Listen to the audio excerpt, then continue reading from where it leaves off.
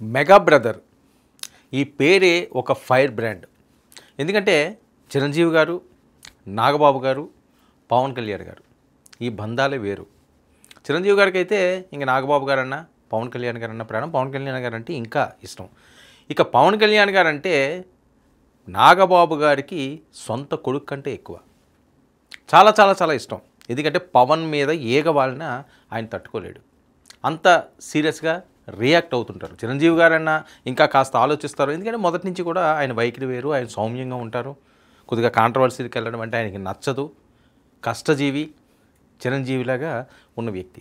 So Nagababu గారు cinema రంగం సంబంధించి ప్రొడ్యూసర్గా అవనియండి, నటుడుగా అవనియండి, టీవీ షోలో అవనివ్వండి, తనదైన మార్కుతో మెగా బ్రదర్ ప్రేక్షకుల్లో తనదైన స్థానాన్ని నిలబెట్టుకున్నారు. అయితే రాజకీయ పరంగా వచ్చేసరికి ప్రజారాజ్యం పార్టీ నుంచి మనం చూస్తే నాగబాబు గారు కొన్ని అంశాల్లో చాలా యాక్టివ్గా ఉంటారు. జనసేన కష్టాల్లో ఉన్నప్పుడు 2019లో అతి దారుణంగా ఓడిపోయినప్పుడు పవన్ కళ్యాణ్ గారికి అండగా పెద్దన్న పాత్ర పోషించింది నాగబాబు గారు. ఆయన ఆ కష్టాల్లో అన్నింటిలో కూడా తమ్ముడితోనే ఉన్నారు. తమ్ముడిని ఎవరన్నా ఏమన్నా అంటే ఆయన విభేదించేవారు. దేనికైనా ఆయన నిలబడేవారు. ఆ రకంగా నాగబాబు గారు ప్రస్థానం. ఇక మొన్న ఎలక్షన్ చూసేసరికల్లా ఎలాంటి సక్సెస్, మామూలు సక్సెస్ కాదు. ఆయన పవన్ కళ్యాణ్ గారు అంటే ఎంత ప్రేమ అంటే సొంత అన్న పవన్ కళ్యాణ్ గారికి. ఆయన కావాలి అనుకుంటే ఏదన్నా ఆయన సాధించలేడు. కానీ తమ్ముడు కళ్ళల్లో ఆనందం చూడడానికి నాగబాబు గారు చేసిన త్యాగాలు చాలా ఉన్నాయి. సరే ఆయన మాట తత్వం ఒక్కొక్కసారి కొద్దిగా స్పీడ్గా కొన్ని అంశాలలో మాట్లాడినప్పుడు వివాదం అయితే అయ్యుండొచ్చు. కాక తమ్ముడు విషయానికి వచ్చిన జనసేన పార్టీ నిలబడాలన్నా ఆయన చేసే తపన వేరు. సో అలాంటి పరిస్థితుల్లో నాగబాబు గారు మొన్న ఎన్నికలకి 2024 ఎన్నికల్లో ఆయన ఎంపీ గెలిచే ఛాన్స్ ఉంది. అనకాపల్లి నియోజకవర్గంలో గతంలో అల్లు అరవింద్ గారు ప్రజారాజ్యం పార్టీలో అదే స్థానం నుంచి పోటీ చేసి ఓడిపోయిన సందర్భాన్ని కూడా మనం ఈ సందర్భంగా గుర్తు చేసుకోవాలి. అయితే ఎక్కడ పోయిందో అక్కడే నెగ్గాలి. ఈసారి ఖచ్చితంగా మెగా ఫ్యామిలీ నుంచి అక్కడ నిలబడాలి, గెలిచి తీరాలి. ఒక పక్క పవన్ కళ్యాణ్ గారికి వెళ్ళాలి, మరో పక్క నాగబాబు గారికి వెళ్ళాలి. అంటే ఓటమి అన్నది వీళ్ళు కాంపౌండ్ వాళ్ళకి కూడా ఈసారి ఎన్నికల్లో రాకూడదని చెప్పి కంకణం కట్టుకుని వీళ్ళదైనా రాజకీయాన్ని మొదలుపెట్టారు. ఆ సక్సెస్ కనిపించింది.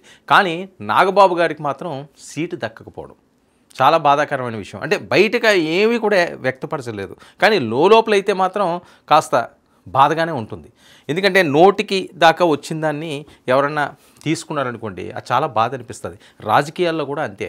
మనకి ఒకసారి ఒక పదవి వస్తుంది అనుకున్నప్పుడు ఓకే, అదంతా ఓకే అయిపోయింది అన్నప్పుడు, సీట్ వచ్చినప్పుడు ఇలాంటి బీఫార్మ్ అన్నీ కూడా చేతిలోకి వచ్చే టైంలో వేరే వాళ్ళు ఎవరన్నా అది వెళ్ళిపోయింది అనుకోండి, ఎలాంటి పరిస్థితులు ఉంటుంది, చాలా బాధపడతాం. కానీ నాగబాబు గారు ఆ బాధ పడ్డారా లేదా అన్నది ఆయన ఆత్మవిమర్శ చేసుకోవాల్సి ఉన్నది. అయినప్పటికీ కూడా తమ్ముడు కోసం ఆయన నిలబడ్డాడు. తప్పని పరిస్థితుల్లో సీటు త్యాగం చేశాడు. ఆయన ఎంపీ స్థానాన్ని ఎవరు కూడా కాదనుకోవరు. అందులోని గెలిచే అవకాశం ఉంటుందని చెప్పి గెలుపు పవనాలు వీస్తున్న నేపథ్యం మొన్న ఎన్నికల్లోని సర్వత్రా జగన్మోహన్ రెడ్డి గారు పూర్తి వ్యతిరేకత అర్థమవుతుంది. ఏ ప్రాంతంలోనూ ఆ వ్యతిరేకత కళ్ళకు కట్టినట్లుగా కనిపిస్తుంది. కానీ వైసీపీ వాళ్ళు మాత్రం అది అనుకోలేదు. సో అది వాళ్ళకి ఆ దెబ్బ పడింది. ఆ దెబ్బ రుచి చూపించింది. కానీ కోటకు మాత్రం చాలా కాన్ఫిడెంట్గా ఉన్నారు. ఈసారి ఖచ్చితంగా మనం కొట్టి తీరుతాము, ప్రజలంతా కూడా మన వైపే చూస్తున్నారు, పూర్తి వ్యతిరేకత ఉంది వైఎస్ఆర్సీపీ మీద, అది మనకు ప్లస్ అవుతుంది అని. సో అది ఎంతవరకు తీసుకెళ్ళిపోయిందంటే 164 స్థానాలకు తీసుకెళ్ళిపోయింది. 150, 110, 120, 130 లెక్కలు కాదు, 164 స్థానాలకు తీసుకెళ్ళిపోయింది. మరి ఇలాంటి టైంలో మరి ఆయన ఎంపీ కావాల్సిన అనకాపల్లి స్థానాన్ని ఆయన వదులుకున్నారు. సో అప్పుడు ఎమ్మెల్సీ ఇస్తామన్నారు. ఎమ్మెల్సీ ఇప్పుడు ఇవ్వడం జరిగింది. ఆ తర్వాత మంత్రి అన్నారు. సరే కొన్ని కారణాలు కూటమి మీద కూడా కాస్త వ్యతిరేకత రావడం, కొంతమంది ప్రచారాలు జరుపుతుండడం, కుటుంబ సభ్యులకి ఇచ్చుకుంటారా, కుటుంబ పార్టీలు కాదని చెప్పి ప్రకటించుకున్నారు. ఇలాంటి అంశాలు ఉన్నప్పుడు అది కూడా ఎక్కడో దగ్గర బ్రేక్ పడింది. సరే అది ఎందుకు బ్రేక్ పడిందో, పవన్ కళ్యాణ్ గారు ఎందుకు ఆగమన్నారో, అనవసరంగా చెడు తెచ్చుకోవడం ఆయన ఇష్టం లేక, ఇలాంటి చాలా కారణాలు రాజకీయాల్లో చాలా కారణాలు ఇన్సైడ్ ఉంటుంటాయి. అన్నీ కూడా బయటికి చెప్పాల్సిన అవసరం వాళ్ళకి లేదు. సరే ఎవరికి నచ్చినట్లు వాళ్ళు మాట్లాడుకుంటారు కాక. సరే ఈయనకి మంత్రి పదవి లేకపోయినా సరే నిలబడ్డారు. కానీ పార్టీ కోసం ఇప్పుడు ముందుకు నడిపించాల్సిన అవసరం ఉంది. ఎందుకు ముందుకు నడిపించాలి? 2029లో ఈ 21 స్థానాలకే జనసేన పరిమితం అవ్వాలని అనుకోవట్లేదు. ఇంకా ఎదగాల్సిన అవసరం ఉంది. పార్టీని పూర్తిగా విస్తరించాల్సిన అవసరం ఉంది. గ్రామీణ ప్రాంతాల నుంచి కూడా పార్టీని బలోపేతం చేయాల్సిన అవసరం ఉంది. ఇప్పుడున్న పరిస్థితుల్లో పవన్ కళ్యాణ్ గారు పూర్తిగా రాజకీయాల్లో తనమునకలై ఉన్నారు. మరోపక్క సినిమాలకు సంబంధించి అది ఏం చేయాలి, ఏ రకంగా డిసిషన్ తీసుకోవాలి, ఇలాంటివన్నీ కూడా ఆయన మదిలో మెదులుతున్న అంశాలు. సో ఇలాంటి పరిస్థితుల్లో ఆయన తీసుకున్న పోర్ట్ఫోలియోలు న్యాయం చేయాలి, ప్రజల్లో మంచి పేరు తెచ్చుకోవాల్సిన బాధ్యత పవన్ కళ్యాణ్ గారి నెత్తినుంది. ఇలాంటి టైంలో ఏం చేయాలి, ఆయన పూర్తి స్థాయిలో రాజకీయాల్లో ఉండాల్సింది. అలాంటి టైంలో మరి నాగబాబు గారు కూడా మంత్రి పదవి ఇస్తే ఈయన బిజీ అయిపోతారు. పార్టీని చూసేది ఎవరు? ఎవరిపైతే పవన్ కళ్యాణ్ గారు పక్కన ఉన్న వాళ్ళు కూడా ముఖ్య స్థానాల్లోనే ఉన్నారు. అలాంటి వాళ్ళు కూడా పూర్తిగా గ్రామీణ స్థాయిలోకి వెళ్తే ప్రజలు వాళ్ళని నమ్మగలగాలి కదా. ఇక్కడ చాలా కీలకమైన అంశాలు. జనసేన పార్టీలో మేధోమదనం జరుగుతున్న పరిస్థితి. అయితే పవన్ కళ్యాణ్ గారు అన్న వెళ్తే జనాదరణ వస్తుంది, లేదురా నాగబాబు గారు వెళ్ళినా సరే జనాదరణ వస్తుంది. మిగతా వాళ్ళు వెళ్తే ఆ ప్రాంతానికి ఏదో పరిమితం అవుతుంది తప్పించి జనాకర్షణ జనాదరణ వచ్చి ఏవైనా వినతులు సమర్పించుకోవడం, లేకపోతే వచ్చారని చెప్పి 1000 మంది 2000 మంది రావడం, మిగతా వాళ్ళకి ఆ పరిస్థితి ఉండదు. అక్కడున్న కార్యకర్తలు ఏమన్నా హడావిడి చేస్తే చేయాలి కాబట్టి. అందుకనే నాగబాబు గారు ముందుండి పార్టీ బాధ్యతలు చూసుకునే విధంగా ఆయన అడుగులు వేశారేమో, ఆ విధంగానే ప్రణాళికలు చేస్తున్నారేమో అని ప్రస్తుతం ఉన్న పరిస్థితుల్లో అనిపించక తప్పట్లేదు. ఇలాంటి సిచ్యువేషన్లో ఆయన శ్రీకాకుళం వెళ్ళారు. శ్రీకాకుళంలో ఇచ్చెర్ల ప్రాంతంలో ఆయన పర్యటించారు. 2 రోజుల పాటు ఆయన పర్యటన నేపథ్యంలోని చాలా అంశాల మీద ఆయన పూర్తి స్థాయిలో ఒక అవగాహన తీసుకురావడం జరిగింది. ఇచ్చెర్ల నియోజకవర్గంలో పర్యటించిన నాగబాబు వచ్చే ఎన్నికల్లో ఉత్తరాంధ్ర నుంచి పోటీ చేస్తారనే ప్రచారం. శ్రీకాకుళం లేదా ఇచ్చెర్లను సెలెక్ట్ చేసుకునే అవకాశం. ఎందుకంటే ఉత్తరాంధ్ర ప్రాంతం ఆంధ్రప్రదేశ్కి చాలా కీలకమైన ప్రాంతం. ఎందుకంటే ఈరోజు విశాఖ మనం చూస్తున్నాం, గూగుల్ డేటా సెంటర్ అక్కడికి వస్తున్నది, ప్రపంచమంతా విశాఖ వైపు చూస్తున్నది. విశాఖకు కోసవేతుకు దూరంలోనే శ్రీకాకుళం జిల్లా ఎంటర్ అయిపోద్ది. సుమారు 45-50 భోగాపురం ఇది కలిసే ఉంటుంది. శ్రీకాకుళం జిల్లా, భోగాపురం జిల్లా, విజయనగరం జిల్లా ఈ 3 కూడా 3 పాయల కింద ఉండే పరిస్థితి ఉంటుంది. కాబట్టి శ్రీకాకుళం జిల్లాలో ఆయన ప్రత్యక్ష రాజకీయాల ద్వారా రావాలని. ఎందుకంటే ఇప్పుడు ఎమ్మెల్సీ ఇవ్వడం అన్నదో లేకపోతే రాజ్యసభ ఇవ్వడం అన్నది ఏముంటుంది, వాళ్ళ పరపతిని బట్టో వాళ్ళకున్న ఇన్ఫ్లుయెన్స్ని బట్టో ఇచ్చేస్తారు. అది కాదు కదా, ప్రజాక్షేత్రంలో వెళ్ళి గెలిస్తే ఆ కిక్కే వేరు. ఈ రకంగా తీసుకుంటే ఓకే, తీసుకోవడం అది రైటా రాంగా ఇంకోటి అని చెప్తే ఆయన త్యాగం చేశారు కాబట్టి ఆయన పోటీ చేసే అవకాశం లేదు కాబట్టి మొన్న ఆ రకంగా వెనకడుగు వేయాల్సిన అవసరం వచ్చింది. అందుకని ఎమ్మెల్సీ తీసుకోవాల్సి వచ్చింది. పోటీ చేసే అవకాశం ఖచ్చితంగా రేపు పెరుగుతాయి. రేపు జనసేన ఖచ్చితంగా సీట్లు పెరుగుతాయి. అది 40 ఉంటాయా, 50 ఉంటాయా, 60 ఉంటాయా అని అప్పుడున్న పరిస్థితులు. కానీ ఎప్పటి నుంచి కూడా పునాదులు వేసుకోవాల్సిన అవసరం ఉంది. ఒక బిల్డింగ్ కట్టాలి అనుకుంటున్నట్టు అప్పటికప్పుడు వెళ్ళి రాత్రి వెళ్ళి మ్యాప్ గీసేసి ఇదిగో బిల్డింగ్ అని చూపించేది కాదు కదా. దాని ఫౌండేషన్ పడాలి. ఆ ప్రాంతం మీద అక్కడ ఉన్న సారవంతమైన భూమి ఎలాంటిదో చూడాలి. అక్కడ ఫౌండేషన్ స్టోన్ పడాలంటే ఆ బిల్డింగు కొన్ని వందల సంవత్సరాలు నిలబడాలంటే చాలా జాగ్రత్తలు తీసుకోవాల్సి ఉన్నది. అన్ని సమపాల్లో కలపాల్సిన అవసరం ఉంది. రాజకీయాల్లో కూడా అంతే, పునాదులు గట్టిగా పడాల్సిన అవసరం ఉంది. ఏ నియోజకవర్గానికి వెళ్తే ప్రజల నమ్మకాన్ని చూరగొనగలిగేది అలాంటి వాళ్ళకి సక్సెస్ వస్తుంది. సో శ్రీకాకుళం జిల్లా పర్యటన నేపథ్యంలో ఏంటి ఒక్కసారిగా శ్రీకాకుళం జిల్లా పర్యటన వెళ్ళారు. ఇచ్చెర్ల శ్రీకాకుళం ప్రాంతంలో ఈయన పర్యటించడంతో వచ్చే ఎన్నికల్లో అయితే ఇచ్చెర్ల లేకపోతే శ్రీకాకుళం అన్నది తెలుగుదేశం పార్టీ, ఇచ్చెర్ల అన్నది బీజేపీకి సంబంధించి. సో దీని మీద ఖచ్చితంగా అక్కడ పెద్ద ఎత్తున ఆదరణ ఉంది. మెగా ఫ్యామిలీకి మంచి ఆదరణ ఉంది. ఎందుకంటే శ్రీకాకుళంలో చిరంజీవి గారు కానీ పవన్ కళ్యాణ్ గారు కానీ ఒక యాత్ర కానీ చేస్తే ఇసుక రాలినంత జనాలు వచ్చి పడేవారు. అంత ప్రేమ మెగా ఫ్యాన్స్ అంటే, మెగా ఫ్యామిలీ అంటే ఆ ఫ్యాన్స్కి. సో ఈ నేపథ్యంలో ఏంటి, ఆ ప్రాంతాల నుంచి అయితే బాగుంటుందని చెప్పి జరుగుతున్న ప్రచారం. ఇక ఉత్తరాంధ్రపై జనసేన ఫుల్ ఫోకస్. నాగబాబు పర్యటనతో కొత్త పొలిటికల్ పజిల్. ఎన్నికల్లో పోటీకి రూట్ మ్యాప్ రెడీ చేస్తున్నారా?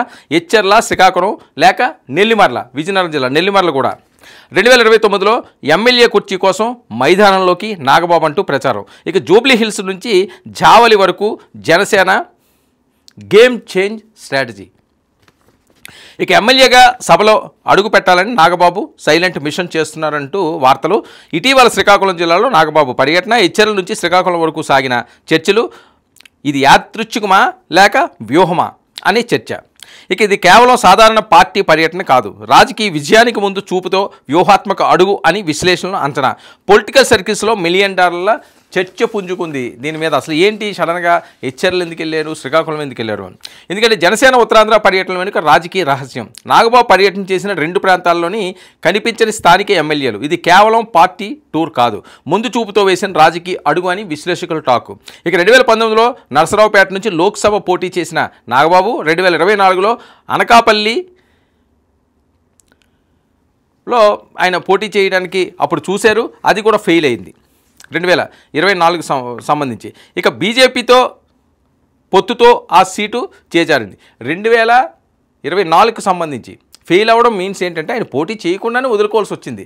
2019లో అయితే నరసరావుపేట నుంచి చేశారు, అప్పుడు ఓటమి పాలయ్యారు. 2024 వచ్చేసరికల్లా ఖచ్చితంగా ఆయన పోటీ చేయాల్సిన సమయం వచ్చింది. ఆయన అక్కడ ఇల్లు తీసుకున్నారు, పెద్ద ఎత్తున జనాలందరూ కూడా రావడం జరిగింది. నాగబాబు గారు ఇంకెక్కడి నుంచి పోటీ చేస్తున్నారన్నారు. ఆయన స్థానికంగా నివాసం కూడా ఏర్పరచుకున్నారు. అయితే లాస్ట్ మినిట్లో అది పొత్తులో భాగంగా బీజేపీకి వెళ్ళిపోవడంతో ఆయన వెనకడుగు వేశారు. ఇక రాజ్యసభలో ఛాన్స్ రాక చివరికి ఎమ్మెల్సీ స్థానాన్ని ఆప్షన్గా మారింది. ఇక 2029 కోసం ఇప్పుడు కొత్త ఫోకస్, వచ్చేసారి అసెంబ్లీకి వెళ్ళాలి, ఇదే నాగబాబు మిషన్. ఇక విజయనగరం జిల్లాలో నెల్లిమర్ల, శ్రీకాకుళం జిల్లాలో ఎచ్చెర్ల, 2 కాపు బలమైన నియోజకవర్గాలు. ఇక్కడ చాలా కీలకంగా ఆలోచించాల్సింది. రెండింటినీ ఫోకస్ చేస్తూ పర్యటన చురువు. నెల్లిమర్లలో ఇప్పటికే జనసేన ఎమ్మెల్యే ఉన్న స్థానిక టీడీపీ క్యాడర్ అసంతృప్తిగా ఉంది. ఆ ఖాళీని క్యాష్ చేసుకుని మాస్టర్ స్ట్రోక్ వేసే ప్లాన్లో జనసేన ఉంది అని. ఇక ఎచ్చెర్లలో ఎఫెక్ట్, ఎచ్చెర్లలో బీజేపీ ఎమ్మెల్యే ఈశ్వరరావు ఉన్న నాగబాబు పర్యటనకు ఆయన గైరాజరే చర్చకు తావిచ్చింది. ఇది సాధారణ సందర్శన కాదు. 2029 ముందే జోనింగ్ మొదలైందన్న సంకేతం. ఇక జనసేన అంతర్గత గేమ్ చేంజ్. పవన్ కళ్యాణ్ విజయవాడ రూట్లో ఉండగా నాగబాబు ఉత్తరాంధ్ర దిశగా అడుగులు వేస్తున్నారా? జనసేనకు ఉత్తరాంధ్రలో బలమైన హోల్డ్ కోసమే ఈ కొత్త ప్లానా? ఇక నిన్నటి ఫిలిం ప్రొడ్యూసర్ నాగబాబు ఈరోజు పొలిటికల్ స్ట్రాటజీ ప్లానర్. నాగబాబు అడుగులు ఇప్పుడు ఉత్తరాంధ్ర రాజకీయాన్ని తారుమారు చేస్తున్నాయి. ఇది పర్యటన కాదు, ఇది జనసేనకు ఉత్తరాంధ్ర చాప్టర్ ఫస్ట్ సీన్ అంటూ జరుగుతున్న ప్రచారం. ఉత్తరాంధ్ర ప్రాంతం చాలా కీలకమైంది, నేను ముందుగా చెప్పినట్లుగా. ఎందుకంటే గతంలో విశాఖపట్నం గాజువాక నుంచి కూడా పవన్ కళ్యాణ్ గారు పోటీ చేయడం జరిగింది. సరే, అప్పుడున్న రాజకీయ పరిస్థితులు అందరికీ తెలిసినవే. జనసేన కూడా ఎక్కడ గెల్లేని పరిస్థితి ఉన్నది. భీమవరంలో కూడా జనసేన ఓడిపోయిన పరిస్థితి అసలు ఊహించలేదు పవన్ కళ్యాణ్ గారు ఓడిపోతారంటే. సరే, అప్పుడున్న రాజకీయ పరిస్థితి లేదు. అవన్నీ తెలుసుకునే నా వ్యూహాన్ని నాకు వదిలి అని చెప్పి పవన్ కళ్యాణ్ గారు వేసిన అడుగులు ఈరోజు 21 100% స్ట్రైక్ రేట్ తోటి బంపర్ షాట్ కొట్టిన సేనాని. సో ఇలాంటి టైంలో 2029కు ఈ రకంగా ఉండే పరిస్థితి లేదు. నియోజకవర్గాలు కూడా పునర్విభజన జరుగుతుంది, నియోజకవర్గాలు పెరగబోతున్నాయి, జనసేనకు సీట్లు పెరగబోతున్నాయి. ఈ సీట్లు పెరగాలంటే ఒక నాగబాబు గారో, లేకపోతే ఒక పవన్ కళ్యాణ్ గారో, లేకపోతే ఒక నాదెండ్ల గారో, లేకపోతే XYZ ఇలాంటి వాళ్ళు కాదు కదా. ఇంకా కొత్త క్యాడర్ని తీసుకురావాల్సి ఉన్నది. బలమైన క్యాడర్ ఉండాలి. ఎవరిని పడితే వాళ్ళు తీసుకొచ్చి టికెట్లు ఇస్తే 2019 రిపీట్ అయ్యే ప్రమాదం ఉంటుంది. కాబట్టి ఆర్థిక బలంగా ఉండాలి, స్థానిక బలం ఉండాలి. ఇలాంటి వాళ్ళందరికీ కూడా చూన్ చేస్తున్నారు. ఉత్తరాంధ్ర ప్రాంతంలో ఎక్కువ అవకాశం జనసేనకు ఉంది కాబట్టి, అలాగే ఈస్ట్ వెస్ట్లో కూడా జనసేనకి ఎక్కువ ఫాలోవర్స్ ఉన్నారు కాబట్టి ఈ ప్రాంతాలు ఎక్కువ సీట్లు తీసుకునే అవకాశం కూడా జనసేనకు ఉంది. కాబట్టి పొత్తులో భాగంగా 15 సంవత్సరాలు పొత్తు అంటున్నారు పవన్ కళ్యాణ్ గారు. సో 15 సంవత్సరాలకు సంబంధించి పూర్తి స్థాయిలో ప్రణాళికలు వేసుకోవాల్సిన అవసరం ఉంది. ఆల్రెడీ 16 నెలలు దాటిపోయింది.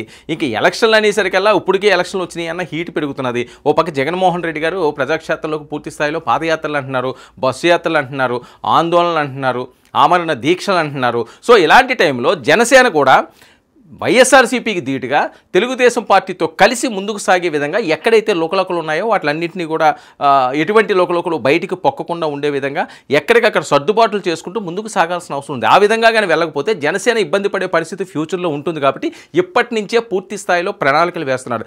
రాజకీయ పార్టీ ఏ రకంగా ఎదగాలి, ఏ రకంగా విస్తరించాలి, ఏ రకంగా జనాల్లోకి వెళ్ళాలి, జనాల మన్నలు ఏ రకంగా పొందాలి, ఇలాంటి అంశాలన్నీ కూడా పూర్తిగా అవగాహనలోకి వచ్చిన జనసేన పార్టీ ఒక పక్క మెగా బ్రదర్, మరో పక్క పవన్ కళ్యాణ్ 2 కళ్ళల్లా పార్టీని కాపాడుకుంటూ ముందుకు తీసుకెళ్లి 2029లో మరింత సక్సెస్ వైపు ఉరకలు వేస్తున్నారు. అందులో భాగంగా ఉత్తరాంధ్రలో నాగబాబు గారు పర్యటన చాలా కీలకంగా మారిన పరిస్థితి. ఇంకా వివిధ ప్రాంతాల్లో కూడా ఈస్ట్ వెస్ట్లో కూడా ఆయన పూర్తి స్థాయిలో పట్టు సాధించే విధంగా ఆయన పర్యటనలు చేస్తుంటే, ఇక బెజవాడ, రాయలసీమ ప్రాంతాలు ఏవైతే ఉన్నాయో, కోస్తా రాయలసీమ ప్రాంతాల్లో పవన్ కళ్యాణ్ గారు పూర్తి ఫోకస్ పెట్టబడతారు. మొత్తం మీద చూస్తే సుమారు 100 నియోజకవర్గాలని పటిష్టం చేసే విధంగా సేనాని వేసిన ఒక మాస్టర్ ప్లాన్లో ఈరోజు జనసేన మరింత ఉత్సాహంగా ముందుకు సాగబోతుందని, రానున్న రోజుల్లో భవిష్యత్తులో జనసేన తనదైన ఆలోచనలతో, తనదైన శక్తితో ముందుకు సాగే విధంగా ప్రణాళికలు చేస్తుంది. ఇందులో భాగంగా కూటమితో పొత్తులోనే ఉంటే తను కూడా బలం పెంచుకునే ఆలోచనలో సేనాని వేసిన ఒక అద్భుత స్టెప్ అంటూ విశ్లేషకులు అంచనాలు వేస్తున్నారు.